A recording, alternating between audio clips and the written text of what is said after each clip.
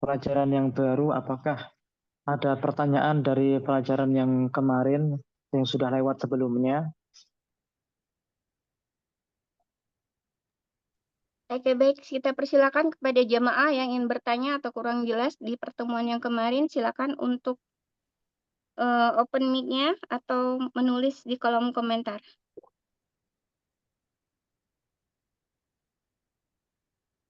طيب طالما لا يوجد نبدأ. بسم الله الرحمن الرحيم. الحمد لله رب العالمين، وصلى الله وسلم على سيدنا محمد أشرف المرسلين وعلى جميع إخوانه النبيين وآل وصحب كل والصالحين. لله تعالى أخلص النية، فإن النبي صلى الله عليه وسلم قال: إنما الأعمال بالنيات وإنما لكل امرئ ما نوى. فأخلص النية لله تبارك وتعالى. اللهم ارزقنا الإخلاص في النية Amin. والسداد في القول والعمل لله تعالى.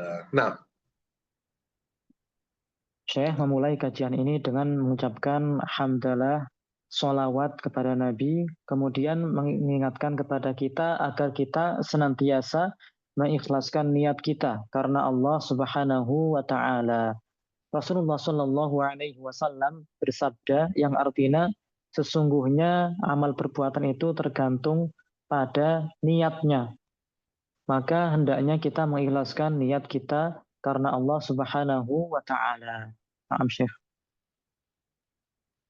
وصلنا إلى السؤال السادس، وهو التكلم على وجود الله عز وجل. Kita telah sampai pada pertanyaan ke-6. Takallam an wujudillah. Jelaskan tentang wujudnya Allah.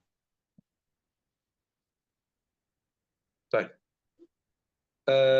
في الجواب السؤال السادس: الله موجود لا شك في وجوده. لا شك معناه لا ريب، يعني لا، نحن جازمين من أن الله تبارك وتعالى موجود من غير ريب، من غير شك. ودليل وجود الله وجود العالم، يعني هذا العالم دليل على وجود الله. نعم، Jawabannya adalah Allahu هذا mawjudun دليل la عقلي syakka بسيط. fi wujudin. Allah Subhanahu wa Ta'ala itu ada, نعم، tidak تفضل. ada. Allah Subhanahu wa Ta'ala itu ada, tidak ada keraguan akan adanya Allah أستاذ Subhanahu. Naam, Syekh. تفضل ترجم. Naam. Nah, Allah Subhanahu wa Ta'ala ada, tidak ada keraguan akan adanya Allah Subhanahu wa Ta'ala. Allah Subhanahu wa Ta'ala ada, dalilnya apa? Dalilnya adalah alam semesta ini. Adanya alam merupakan bukti dalil adanya Allah Subhanahu wa Ta'ala. Ini merupakan dalil dari akal, dalil secara akal. Naam, Syekh. الدليل العقلي البسيط على وجود الله وجود هذا العالم. العالم يشمل السماوات والأرض وما جعل في الأرض كالأنهار والبحار، وهذه الأشياء كلها، كل شيء منها وجميعها تدل على عظيم قدرة الله، لأنها لا تصح أن توجد من غير خالق، بل لا بد لها من خالق أوجدها بعد عدمها، وهو الله تبارك وتعالى. نعم. Dalil adanya Allah dari akal atau dalil akal adanya Allah dengan penjelasan yang mudah adalah adanya alam semesta ini. Adanya alam semesta ini menunjukkan adanya Allah Subhanahu wa Ta'ala. Alam itu mencakup apa saja? Mencakup langit-langit, bumi-bumi, dan sesuatu yang ada di bumi, seperti sungai-sungai, laut-lautan, itu semua merupakan alam semesta. Segala sesuatu selain Allah itu alam. Itu menunjukkan adanya Allah Subhanahu wa Ta'ala yang menciptakannya. Hal-hal tersebut menunjukkan bahwa Allah Subhanahu wa Ta'ala itu maha kuasa untuk menciptakan hal tersebut. Karena hal-hal tersebut tidak mungkin ada tanpa diciptakan. Akan tetapi pastilah ada yang menciptakan dari asalnya tidak ada menjadi ada, yaitu Allah Subhanahu wa Ta'ala. Naam Syekh. الكتابة لا بد لها من كاتب، والبناء لا بد له من بان، فوجود هذا العالم الدقيق الصنع لا بد له من خالق وهو الله عز وجل. Ya, jadi tulisan itu menunjukkan ada yang menulis. Kemudian bangunan menunjukkan ada yang membangun. Begitu pula alam semesta ini dengan berbagai macam bentuknya yang rumit itu menunjukkan ada yang menciptakannya. Naam Syekh. ودليل عقلي آخر على وجود الله كما يذكر العلماء أنني مثلا أنا أي واحد منا يعرف من نفسه أنه وجد بعد أن لم يكن موجودا، وما وجد بعد أن لم يكن موجودا احتاج إلى موجد، والموجد هو الله. Dalil akal yang lainnya, kita katakan bahwa kita itu ada setelah sebelumnya tidak ada. Dulu kita tidak ada menjadi ada. Dan sesuatu yang sekarang ada padahal dulunya tidak ada, itu berarti kan ada yang mengadakannya, yaitu Allah Subhanahu wa Ta'ala. Naam Syekh. فالعلماء يتبعون بهذه المسألة بذكر مقدمتين ونتيجة. المقدمة الأولى أنني وجدت بعد أن لم أكن موجودا. مقدمة ثانية وما وجد بعد أن لم يكن موجودا يحتاج إلى موجد. إذن أنا أحتاج إلى موجد وهو الله. هذا في تفصيل المخلوقات هكذا، وفي جملة المخلوقات الأمر هكذا أيضا. نعم. Jadi para ulama menyusun dua muqaddimah pendahuluan dan kemudian merumuskan natijah hasilnya. Pertama mengatakan bahwa saya ini ada setelah tiada. Kemudian yang kedua artinya saya itu ada yang mengadakannya. Nah, kemudian hasilnya apa? Saya itu membutuhkan zat yang mengadakan saya, yaitu Allah Subhanahu wa Ta'ala. Naam Syekh. نعم. هذا دليل عقلي بسيط على وجود الله عز وجل.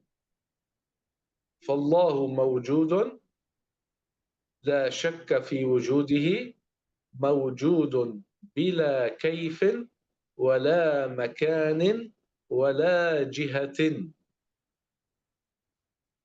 نعم. Ini adalah dalil secara akal dengan penjelasan yang mudah. Allah Subhanahu wa Ta'ala ada tanpa disifati dengan sifat makhluk, ada tanpa tempat dan arah. Naam Syekh. الله تبارك وتعالى موجود بلا كيف. الكيف ما هو الكيف؟ الكيف هو صفة المخلوق، يعني الأحجام إن كان كبيرا أو صغيرا أو بين الكبير أو الصغير، هذه كيفية. الألوان، الروائح، الطعوم، الاتصال، الانفصال، داخل الشيء خارج الشيء، ملتصق به منفصل عنه، كل هذه كيفيات. هذه كيفيات للمخلوقات، صفات الخلق، وتستحيل في حق الله عز وجل. فالله موجود بلا كيف. نعم. Allah Subhanahu wa Ta'ala mawujudun bila kaif. Apa yang dimaksud dengan kaif di sini? Kaif adalah sifat-sifat makhluk. Artinya Allah Subhanahu wa taala ada tanpa disifati dengan sifat makhluk.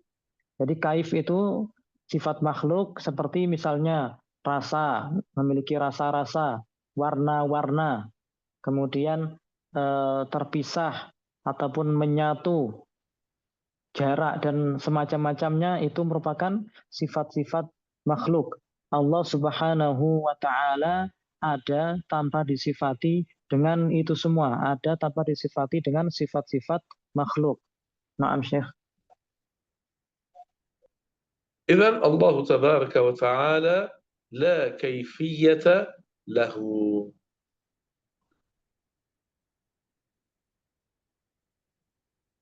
ولا مكان. ما هو المكان؟ المكان هو الفراغ الذي يملأه الحجم. أنا جسم أملأ حجما معينا، وأنت أجسام، كل منا يملأ حجما معينا لا يشاركه فيه أحد غيره، فنحن في أماكن. أما الله سبحانه وتعالى فكان موجودا قبل المكان بلا مكان، كما قال سيدنا علي رضي الله عنه وكرم وجهه: إن الذي أين الأين لا يقال له أين، وإن الذي كيف الكيف لا يقال له كيف. فالله سبحانه وتعالى لا يقال أن له أين، يعني أين هو موجود، هذا يستحيل في حق الله، لأن الذي هو موجود في مكان يكون مخلوقا، احتاج لمن جعله في هذا المكان، والمحتاج إلى غيره لا يكون إلها. كما أن الله يستحيل عليه الكيف، فلا يقال في حقه كيف، ولو قيل في حقه كيف لكان له أشباه ونظائر، ويستحيل الله أن يكون له مثيل أو شبيه. نعم. Ya.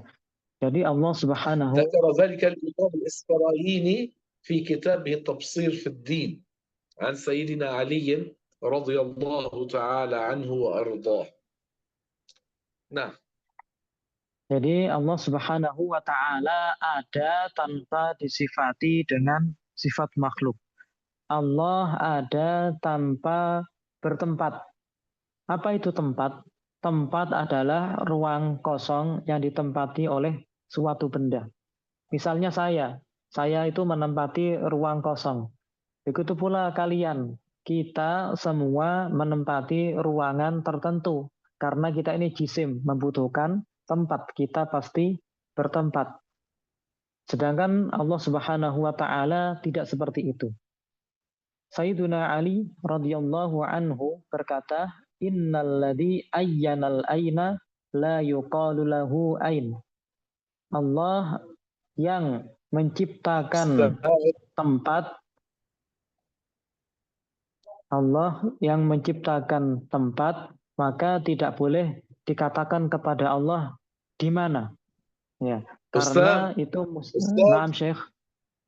أنا ما كنت أسمعك، لا أدري عن البقية إن كانوا يسمعونك أم لا. أنا ما كنت أسمعك. Apakah suara saya bisa didengar? Didengar Ustadz, jelas. Ustadz, iya. Sami'u sawti wadihan Syekh.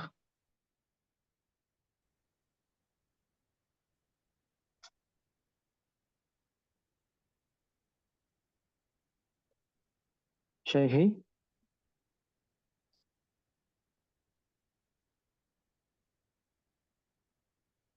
Suara saya terputus-putus nggak? Bagus, Ustadz. Enggak Ustadz. Lalu suara Syekh? Enggak juga Ustadz. Baik. Bagus juga, Pak. Soalnya saya dengar suara Syekh terputus-putus. Bagus Ustadz. Sekarang Syekh gimana? Keluar ya? الآن Ada masih. Enggak, Ustadz. Suara Syekh putus-putus. Nah, ya kan?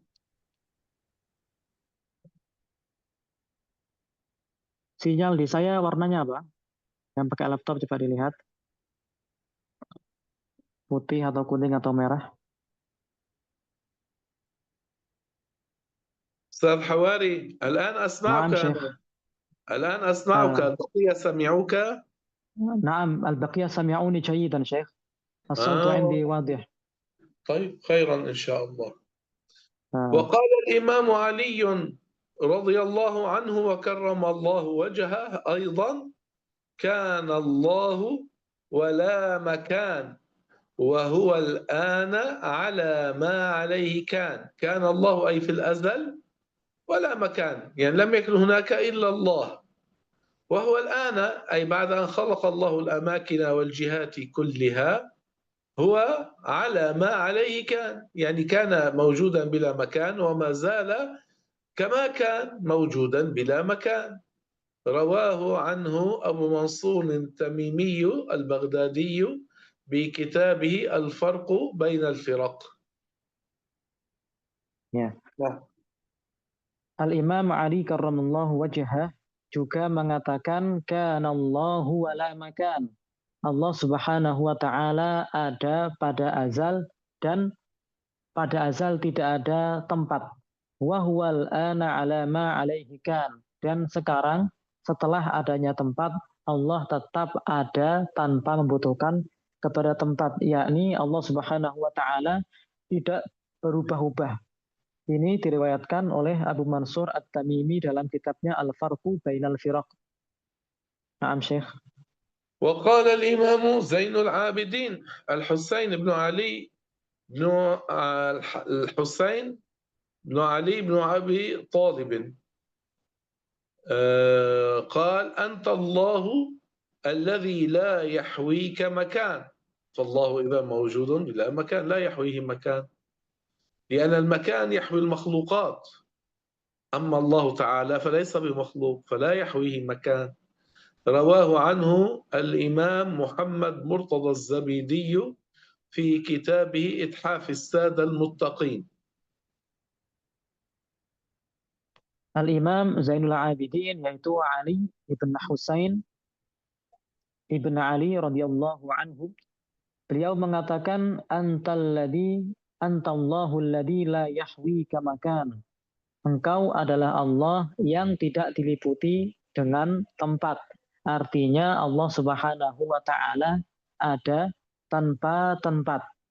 Perkataan ini diriwayatkan oleh Murtadha Az-Zabidi dalam kitabnya Ithafus Sadatil Muttaqin.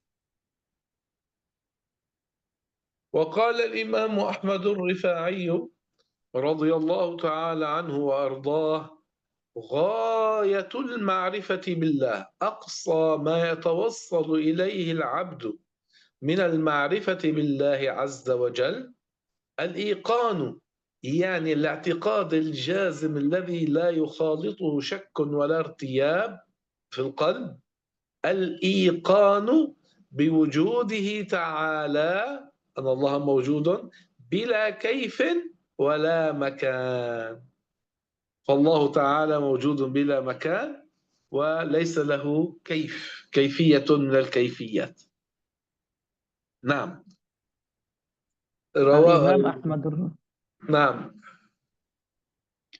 Al-Imam Ahmadur Rifai radhiyallahu anhu mengatakan ghayatul ma'rifati billah al-iqanu biwujudihi ta'ala bila kaifin wala makan. Puncak seseorang ma'rifat kepada Allah, mengenal Allah Tuhannya adalah meyakini tanpa keraguan sedikit pun akan adanya Allah Subhanahu wa taala tanpa disifati dengan sifat makhluk dan tanpa bertempat. Naam Syekh. طيب. الله تبارك وتعالى إذن موجود لا شك في وجوده، موجود بلا كيف ولا مكان ولا جهة. الجهة هي أمر اعتباري بين المخلوقات، فإذا كان شخص جالس أمام أناس وكان عن يمينه أشخاص فيكونون الذين أمامهم هؤلاء الأشخاص يكونون عن الذين أمامهم عن يسارهم.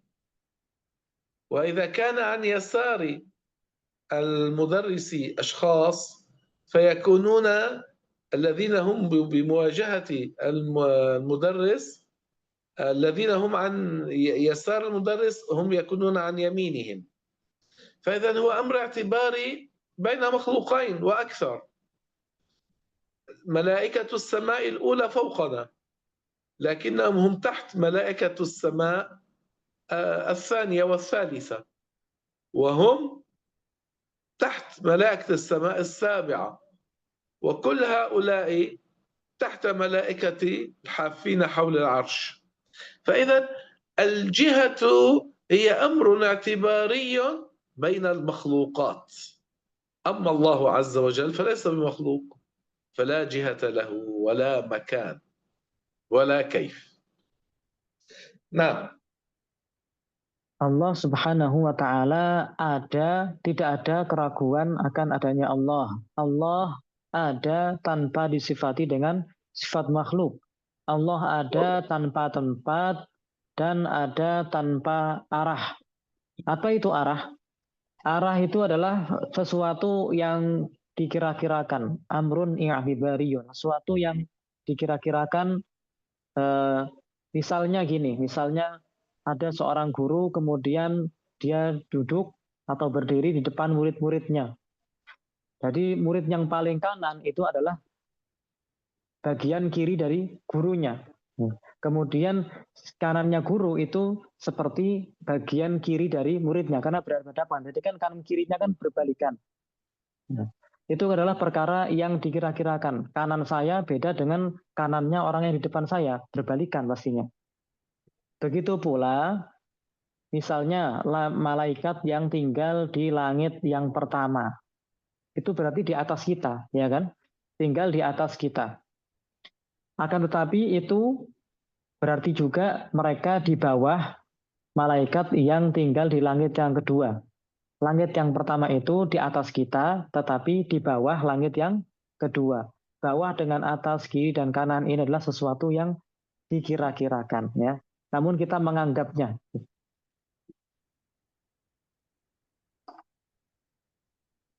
Naam, Syekh. Naam. والله تعالى لا يشبه شيئا من خلقه بالإطلاق. لا يشبه شيئا من خلقه بالإطلاق، لا في كل الصفات ولا في بعض الصفات بالمرة. لا يشبه شيئا من مخلوقاته، لأنه لو كان يشبهها لجاز عليه ما يجوز عليها من الوجود بعد العدم، من الفناء بعد وجود، من المرض والضعف والعجز، وكل ذلك مستحيل على الله عز وجل. نعم. Allah Subhanahu wa Ta'ala tidak menyerupai sedikit pun dari makhluknya. Ya, Allah tidak menyerupai sedikit pun dari makhluknya. Tidak mungkin Allah menyerupai makhluknya. Karena seandainya Allah menyerupai makhluknya, maka berlaku pula pada Allah sesuatu yang berlaku pada kita. Kita ada, padahal dulunya tidak ada. Ada setelah tiada. Kalau seandainya Allah itu menyerupai makhluknya, maka itu juga berlaku pada Allah. Begitu pula kita lemah, sakit, dan lain-lainnya. Kalau seandainya Allah menyerupai makhluknya, maka itu juga berlaku bagi Allah Subhanahu wa Ta'ala. Dan ini adalah suatu kemustahilan. Tidak mungkin Allah seperti itu. Naam, Syekh. المتشابهات الأشياء التي تشبه بعضها البعض يجوز عليها ما يجوز على بعضها البعض. فأنا وأنتم متشابهون. يجوز أن أكون بلا يد، أن أكون بلا رجل، ويجوز أن تكون أعضائي كاملة.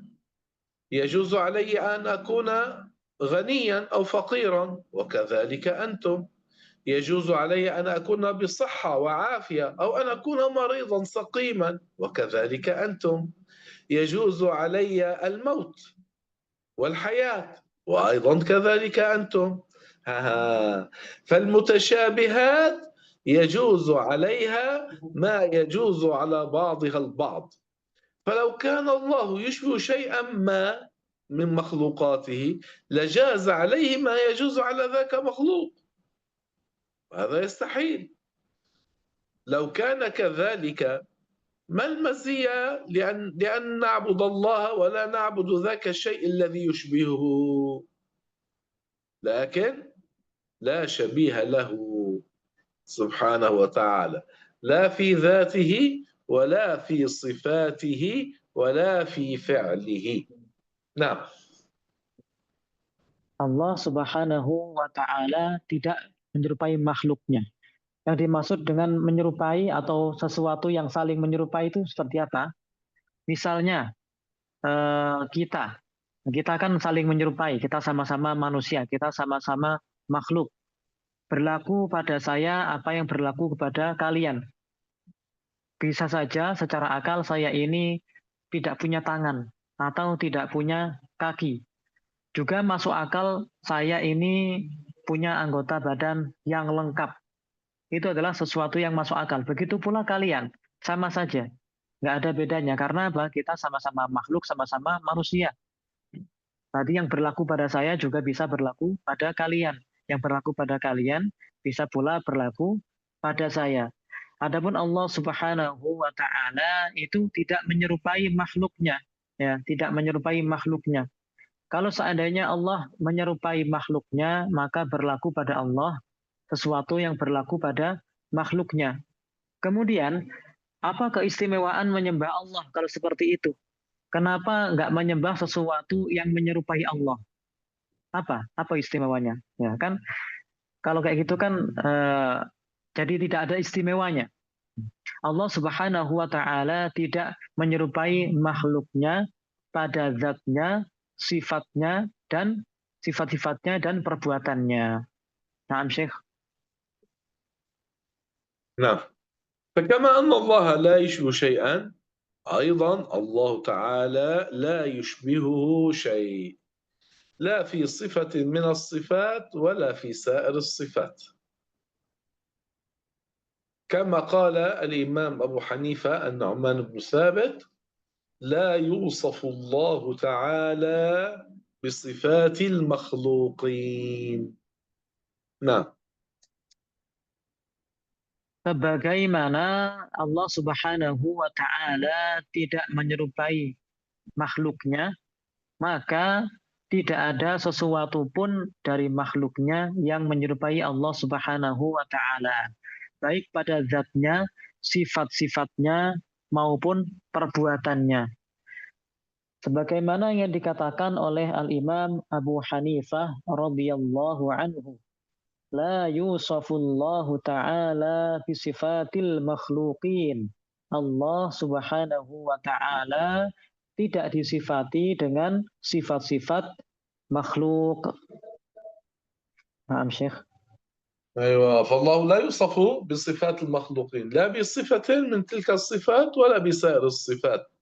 ذكرها الإمام أبو حنيفة في كتابه الفقه الأبسط، هذه العبارة. نعم.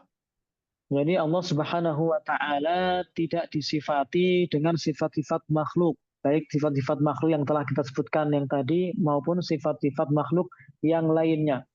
Allah tidak disifati dengan sifat-sifat tersebut. Ini disebutkan oleh Al-Imam Abu Hanifah dalam kitabnya Al-Fiqhul Absat. Naam Syekh. نعم. إلى هنا لأحد عنده سؤال أو استيضاح أو استفسار؟ Sampai sini apakah ada di antara kalian yang punya pertanyaan atau ingin dijelaskan lebih lanjut atau pengulangan, nggak masalah.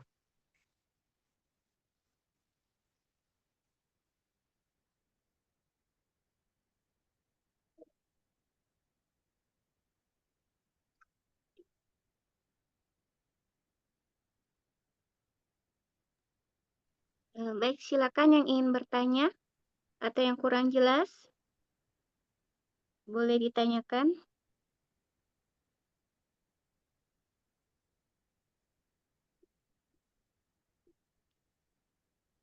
Bagaimana Bunda Husrina? Ada pertanyaannya?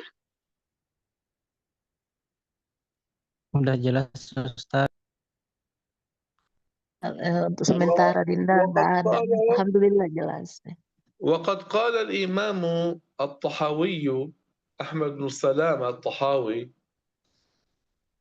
ومن وصف الله بمعنى من معاني البشر أي بصفة من صفات البشر فقد كفر لأنه تكذيب لقول الله تعالى ليس كمثله شيء.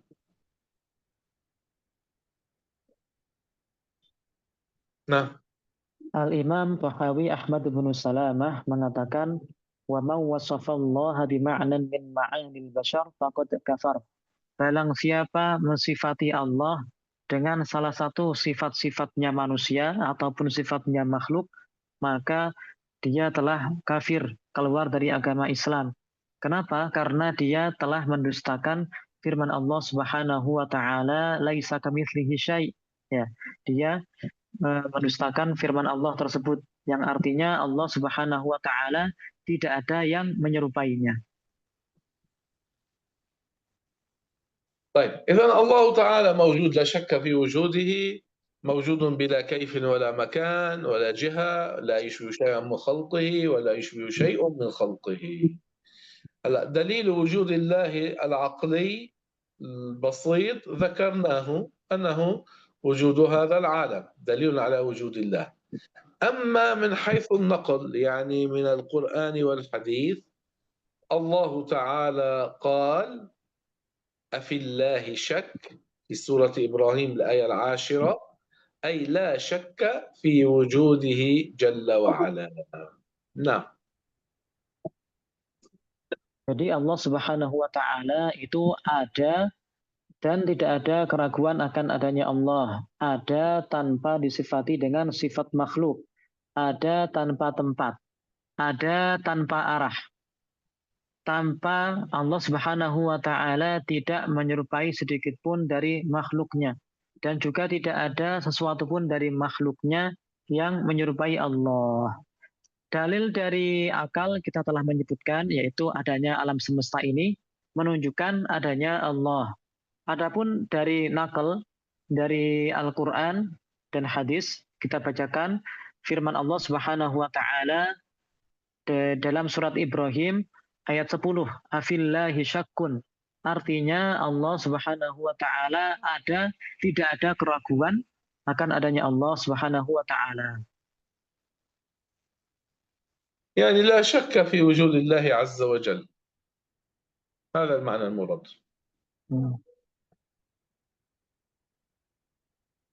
Nah. Jadi maksudnya adalah tidak ada keraguan akan adanya Allah Subhanahu wa taala. Ini adalah makna yang dikehendaki dari ayat tersebut. Naam Syekh. نعم هؤلاء ومن الحديث الدليل من الحديث على أن الله تبارك وتعالى موجود أدلة كثيرة.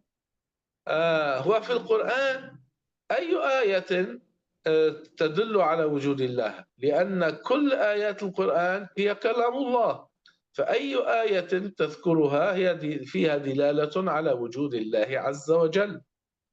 نعم. Jadi ayat itu sebenarnya menunjukkan adanya Allah Subhanahu wa taala karena setiap ayat Al-Qur'an merupakan kalam Allah Subhanahu wa taala. Maka setiap ayat Al-Qur'an menunjukkan adanya Allah. Naam Syekh. وأما من الحديث الشريف أحاديث كثيرة فيها دلالة على وجود الله، لكن من جملتها ما رواه الإمام البخاري في الصحيح كان الله ولم يكن شيء غيره. يعني لم يكن هناك شيء معه، لم يكن هناك شيء غير الله، بل كان الله موجودا ولم يكن في الأزل إلا الله عز وجل. نعم. Ya. Jadi dalil dari hadis itu juga banyak sekali. Hadis-hadis yang menunjukkan adanya Allah Subhanahu wa taala. Termasuk diantaranya adalah hadis kanallahu wa lam yakun syai'un ghairuh. yang diriwayatkan oleh Al-Imam Al-Bukhari dalam kitab Sahihul Bukhari. Artinya apa? Allah Subhanahu wa taala ada pada azal dan pada azal tidak ada sesuatu pun selain Allah. Naam Syekh. ومعناه الله تعالى أزلي لا بداية له لا أول له لأنه لو لم يكن قديما لكان محدثا ولو كان محدثا لكان محتاجا إلى من أحدثه إلى من أوجده والمحتاج لا يكون إلها فثبت بهذا أن الله قديم أزلي لا ابتداء لوجوده ولا أزلي قديم بهذا المعنى إلا الله عز وجل. Makna dari hadis tersebut adalah Allah Subhanahu wa taala itu azali, ada pada azal. Tidak keberadaan tanpa permulaan. Allah ada tanpa memiliki permulaan. Tidak ada permulaan akan adanya Allah. Kalau seandainya Allah Subhanahu wa taala tidak qadim, maka niscaya Allah baharu.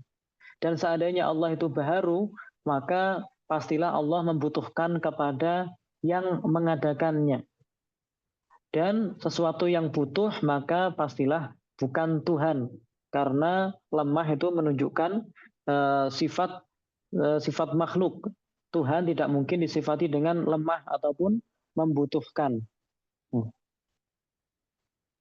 Jadi tidak boleh dikatakan qadim dengan azali dengan makna ini kecuali hanya kepada Allah Subhanahu wa taala. Naam Syekh.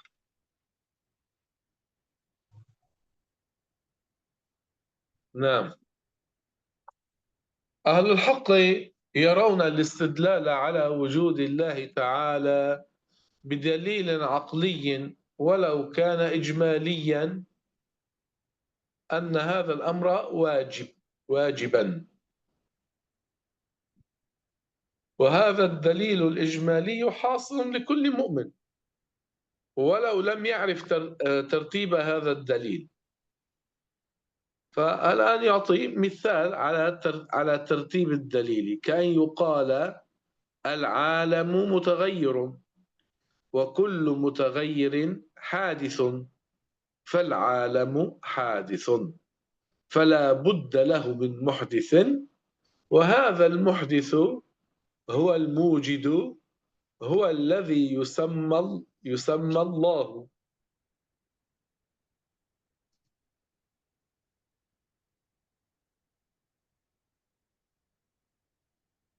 فإن من نظر بعقله نظرا صحيحا يدله على ذلك.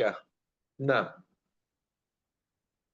Ahlul Haq yaitu orang-orang yang ada pada kebenaran, ulama kita Ahlus Sunnah.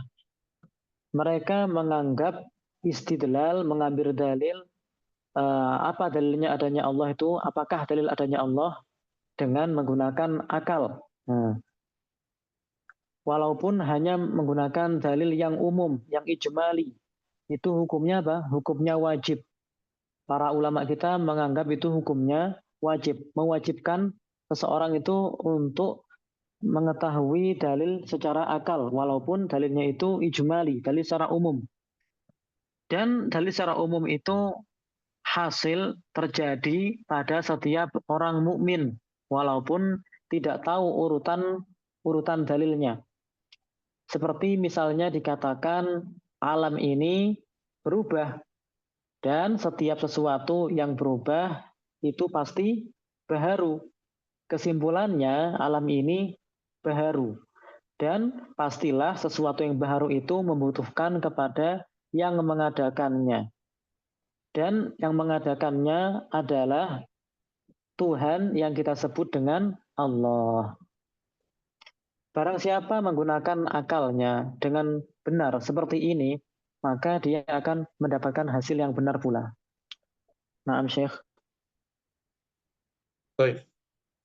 والقرآن أرشد إلى الاستدلال العقلي بعدة آيات كقوله تعالى وفي أنفسكم أفلا تبصرون. الآية 21 من سورة الذاريات، أي أن في أنفسكم دليلا على وجود الله.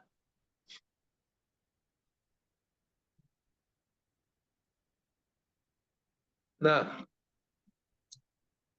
Al-Quran menunjukkan kepada kita tentang istidlal, mengambil dalil secara akal dengan banyak ayat yang menunjukkan hal tersebut. Contohnya adalah firman Allah Subhanahu wa taala, "Wa fi anfusikum afala tubsirun." Surat Az-Zariyat ayat 21. Surat Az-Zariyat ayat 21. Artinya, di dalam diri kalian atau pada diri kalian terdapat dalil adanya Allah Subhanahu wa taala. Naam, Syekh.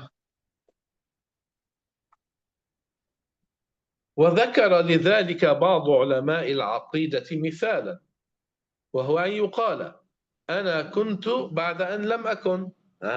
هذه مقدمة أولى.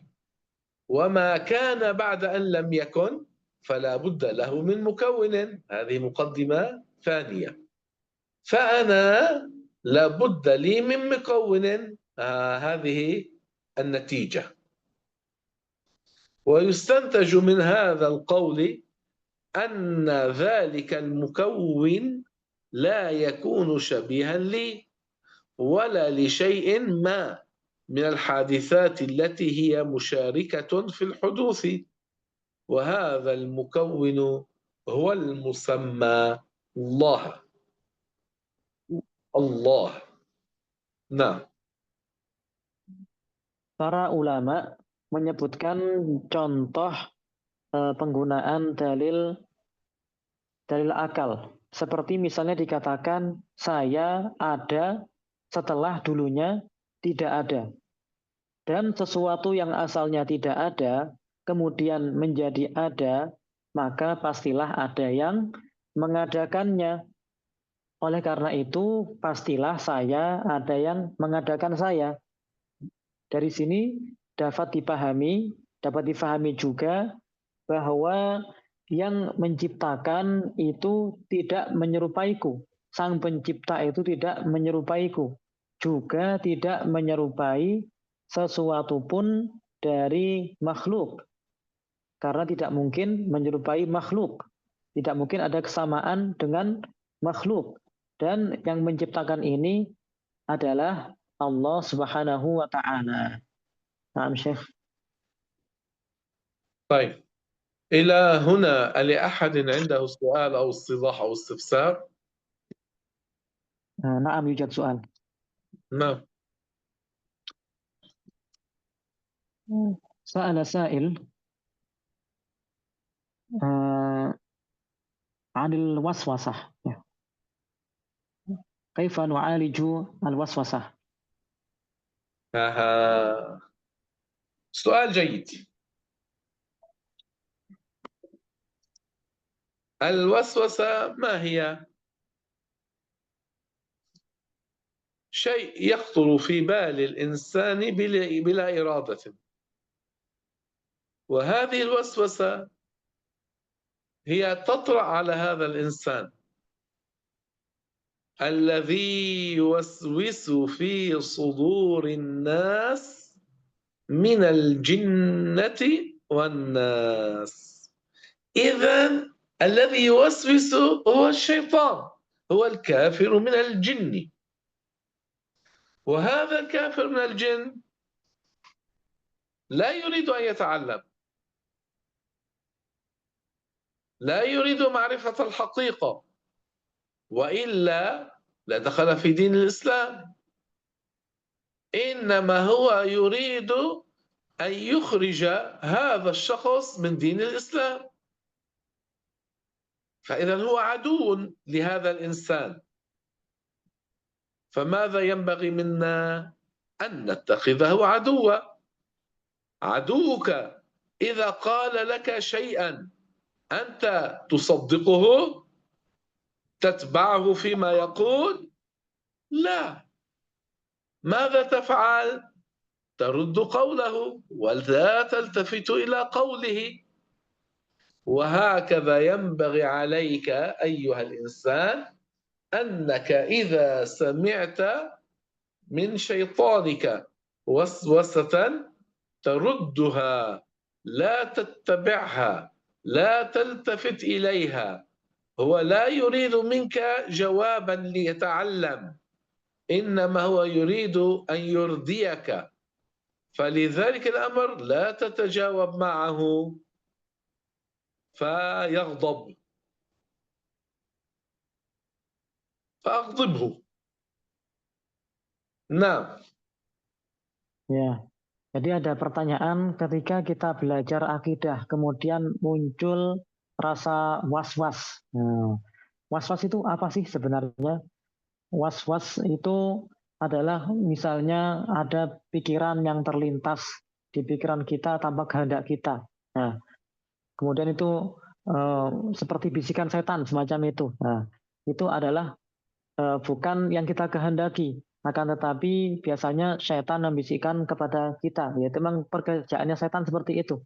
Sebagaimana disebutkan dalam Al-Quran, alladzi yuwaswisu fi sudurin nas. Setan itu memang biasa membisikkan was-was di hati-hatinya manusia. Itu memang pekerjaannya setan. Setan itu tidak menginginkan kebaikan untuk kita. Jadi memang berusaha untuk menjerumuskan kita, menyibukkan kita. Maka jangan diikutin. Kalau ada was-was seperti itu, was-was apapun jangan diikutin. Dan nggak perlu kita jawab. Misalnya was-was tersebut berupa pertanyaan, kalau kayak gini gimana? Kalau kayak gitu gimana? Itu nggak perlu kita jawab. Udah, kita tinggalkan aja. Kita nggak usah pedulikan bisikan-bisikan setan tersebut. Karena setan itu merupakan musuh kita. Musuh terbesar kita adalah setan. Tidak menginginkan kebaikan untuk kita. Itu mereka, para setan itu membisikkan pertanyaan-pertanyaan itu bukan untuk mencari jawaban, bukan untuk mereka mencari ilmu, akan tetapi untuk menyesatkan kita, untuk menjerumuskan kita, untuk menyibukkan kita, sehingga kita kehilangan banyak waktu kita. Maka kita harus memusuhi mereka. Ya. Kita harus memusuhi setan. Kita harus menganggapnya mereka sebagai musuh kita. Kita benci mereka, kita marah kepada mereka. Jangan malah setiap was-was lalu kita ikuti. Tidak seperti itu ya. Naam, Syekh. نعم. لا تسألني لإلي نعم شيخ. سألهم هم فهموا. Bagaimana? Apakah sudah paham?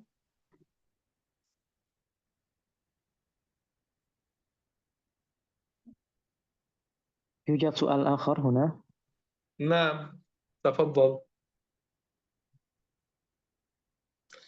كيف سأل سائل كيف بالسماء الذي لا نعرفها قبل وجودها.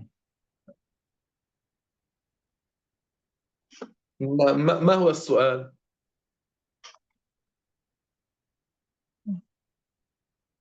ما هو السؤال؟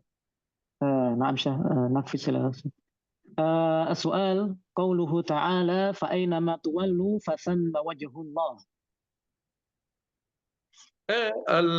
الفقهاء قالوا أن هذه الآية في السفر، في صلاة النفل في السفر على الراحلة، أي وجهة توجهتم إليها في سفركم وأنتم على الراحلة، فتلك الوجهة التي توجهتم إليها هي قبلة لكم في صلاة النفل في السفر على الراحلة بهذه الشروط الثلاث. هكذا قال الشافعي وغيره من الفقهاء عن معنى الآية. نعم. Jadi makna dari ayat fa'ainama tuwallu fasamma wajhallah. Jadi fasamma wajhullah, kemanapun kalian menghadap ketika dalam keadaan safar, lalu kalian sholat sunnah, maka ke arah itulah kiblat kalian ketika sholat. Ya, boleh ketika sholat sunnah kita menghadap kepada tujuan safar kita. Itulah sebagai kiblatnya. Itu yang dimaksud dengan wajhullah, yaitu kiblatullah. Sudah dapat difahami?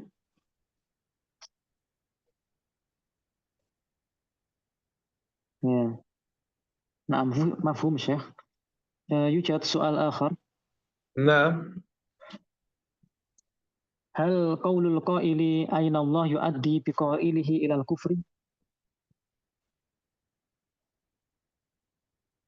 على حسب ماذا يفهم باللفظ أين، لأن لفظة أين في لغة العرب تدل على المكان، ومن قالها على هذا المعنى نسب إلى الله المكان، وهذا كفر فيكون كفر.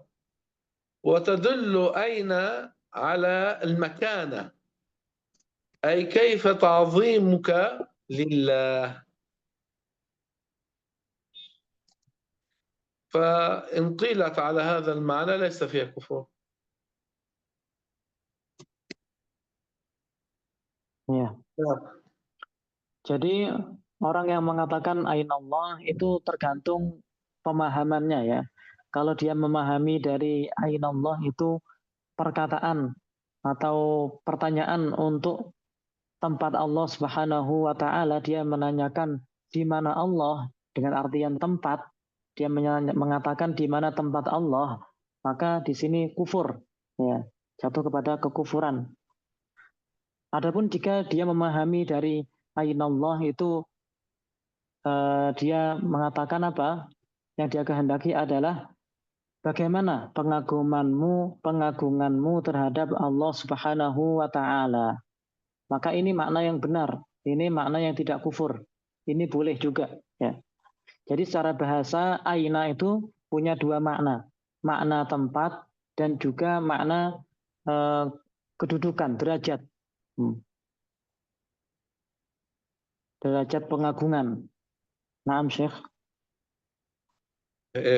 ليس لي لهم ضر إذا كانوا فهموا أم لا. Ya. Mana, paham nggak? Apakah kurang jelas? Jelas Ustaz. Sudah jelas ya? Kalau Siap. buat pertanyaan yang lebih jelas ya, tadi ada pertanyaan yang saya lewati karena nggak jelas maksudnya. Tidak dapat saya pahami.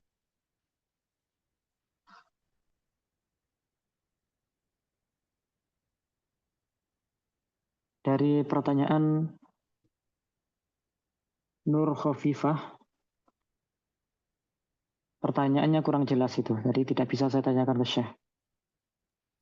Mungkin bisa ditanya ulang Bunda Nur Khofifah dengan suara mungkin agar jelas pertanyaannya.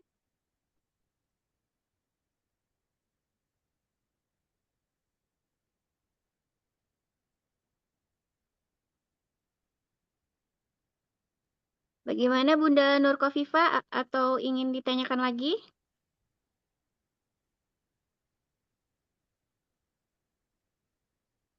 Oke Ustadz, mungkin dilanjut saja Ustadz. Ya. Intahas soal saya. Intahatil as'ilah. طيب إذن إلى هنا اليوم، والحمد لله رب العالمين، وصلى الله وسلم على سيدنا محمد وعلى آله وصحبه الطيبين الطاهرين.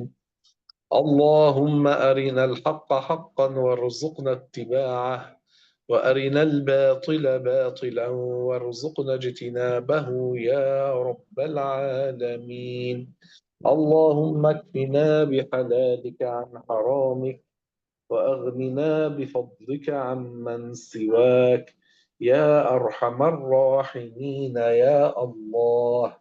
اللهم إنا نسألك بأن لك الحمد لا إله إلا أنت المنان بديع السماوات والأرض، يا ذا الجلال والإكرام. اللهم إنا نسألك أن ترزقنا رؤية النبي محمد في المنام على صورته الأصلية، ونسألك الثبات على كامل الإيمان. اللهم ارزقنا التقوى والولاية والشهادة في سبيلك. اللهم باعد بيننا وبين معاصيك كما باعدت بين المشرق والمغرب يا رب العالمين. اللهم إنا نسألك شهادة في سبيلك ووفاة في بلد نبيك. سبحان ربي العلي الأعلى الوهاب. اللهم تقبل منا صلاتنا وصيامنا وركوعنا وسجودنا ودعاءنا وسائر طاعاتنا يا أرحم الراحمين يا الله. اللهم نقنا من الذنوب والخطايا كما ينقى الثوب الأبيض من الدنس يا ذا الجلال والإكرام. اللهم متعنا بأسماعنا وأبصارنا وصحتنا وقوتنا ما أحييتنا، واجعله الوارث منا. اللهم اغفر لنا ذنوبنا وإسرافنا في أمرنا. اللهم ارحمنا برحمتك الواسعة. اللهم اكفنا بحلالك عن حرامك، وأغننا بفضلك عمن سواك. اللهم علمنا ما ينفعنا، وانفعنا بما علمتنا، وزدنا علما. اللهم عافنا واعف عنا، وتوفنا وأنت راض عنا. اللهم أدخلنا الجنة بسلام. اللهم أعنا على حفظ القرآن الكريم، واحفظنا ببركته وبركة النبي محمد صلى الله عليه وسلم. اللهم أكرمنا برؤية النبي محمد في المنام، وارزقنا زيارة قبره الشريف في المدينة المنورة، واحشرنا تحت لوائه يوم القيامة. اللهم اجعلنا من الطاعمين الكاسين الراكبين المستظلين تحت ظل العرش على منابر من نور يا أرحم الراحمين يا الله. اللهم كما اللهم حسن خاتمتنا، واختم بالصالحات أعمالنا، واجعل آخر كلامنا لا إله إلا الله محمد رسول الله. اللهم لا تخرجنا من هذه الدنيا إلا وقد غفرت لنا جميع ذنوبنا، واجعلنا من الذين تبشرهم الملائكة برحمتك ورضوانك. اللهم نور قبورنا ووسعها مد البصر، واجعلها روضة من رياض الجنة، ولا تجعلها حفرة من حفر النيران. ربنا آتنا في الدنيا حسنة وفي الآخرة حسنة وقنا عذاب النار. ربنا لا تزغ قلوبنا بعد إذ هديتنا، وهب لنا من لدنك رحمة إنك أنت الوهاب. اللهم تجاوز عن سيئاتنا. اللهم اجعل حسابنا يسيرا. اللهم اجعلنا من أهل عليين، ومن أصحاب اليمين الذين يدخلون الجنة بلا عذاب مع السابقين الأولين. اللهم إنا نسألك بكل اسم هو لك سميت به نفسك أو علمته أحدا من خلقك أو استأثرت به في علم الغيب عندك أن تجعل القرآن العظيم ربيع قلوبنا ونور صدورنا وجلاء أحزاننا وذهاب همنا وكربنا وغمنا. اللهم استرنا فوق الأرض وارحمنا تحت الأرض واعف عنا يوم العرض. اللهم اجعلنا من الذين يعبرون الصراط طائرين. اللهم أكرمنا بشربة من حوض نبيك لا نظمأ بعدها أبدا نشربها عن تلذذ لا عن عطش يا أرحم الراحمين يا الله. اللهم يا ذا المعروف الذي لا ينقطع أبدا ولا يحصيه غيرك فرج عنا كربنا وهمنا وغمنا. اللهم إني عبدك وابن عبدك وابن أمتك ناصيتي بيدك ماض في حكمك عدل في قضاؤك. اللهم لك الحمد وإليك المشتكى وأنت المستعان ولا حول ولا قوة إلا بالله العلي العظيم. اللهم إنا نسألك شكر نعمتك وحسن عبادتك وكمال عافيتك وعظيم مرضاتك. اللهم باعد بيننا وبين معاصيك كما باعدت بين المشرق والمغرب يا رب العالمين. اللهم اقسم لنا من خشيتك ما تحول به بيننا وبين معاصيك ومن طاعتك ما تبلغنا به جنتك ومن اليقين ما تهون به علينا مصائب الدنيا. اللهم أعنا على ذكرك وشكرك وطاعتك وحسن عبادتك. اللهم إنا نسألك الهدى والتقى والعفاف والغنى. اللهم إنا نسألك الجنة.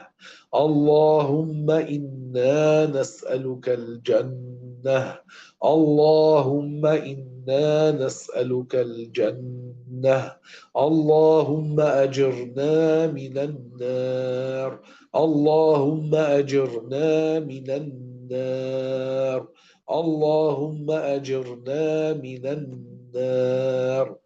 اللهم اكفنا بحلالك عن حرامك وأغننا بفضلك عمن سواك يا أرحم الراحمين يا الله. اللهم إنك أعطيتنا الإسلام من غير أن نسألك فلا تحرمنا الجنة ونحن نسألك. اللهم حبب إلينا الإيمان وزينه في قلوبنا وكره إلينا الكفر والفسوق والعصيان. اللهم انصرنا على من عادانا واجعل ثأرنا على من ظلمنا ولا تجعل مصيبتنا في ديننا. اللهم لا تدع لنا ذنبا إلا غفرته ولا دينا إلا قضيته ولا هما إلا فرجته ولا مريضا إلا شفيته. اللهم اجعلنا من العلماء العاملين والأولياء الكاملين والشهداء الأبرار المخلصين الصادقين. اللهم لا تجعل الدنيا أكبر همنا ولا مبلغ علمنا ولا تسلط علينا من لا يخافك ولا يرحمنا. اللهم إنا نسألك حبك وحب من يحبك والعمل الذي يبلغنا حبك. اللهم اجعل حبك أحب إلينا من أنفسنا ومن أهالينا ومن الماء البارد. اللهم اجعلنا من أحبابك الأتقياء الأنقياء الأخفياء. اللهم إن للموت سكرات فأعنا وهون علينا سكرات الموت.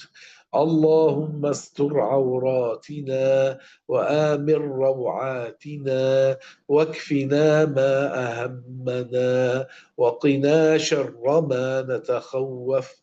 اللهم احفظنا من الفتن ما ظهر منها وما بطن. الله ربي لا أشرك به شيئا. اللهم إنا نعوذ بك من علم لا ينفع ومن دعاء لا يسمع ومن قلب لا يخشع ومن نفس لا تشبع. اللهم كما جمعت بيننا وبين بعض المسلمين في هذه الدنيا على طاعة، نسألك يا رحمن يا رحيم أن تجمع بيننا وبين الأنبياء والمرسلين والأولياء والصالحين في مواقف يوم القيامة وفي الجنة.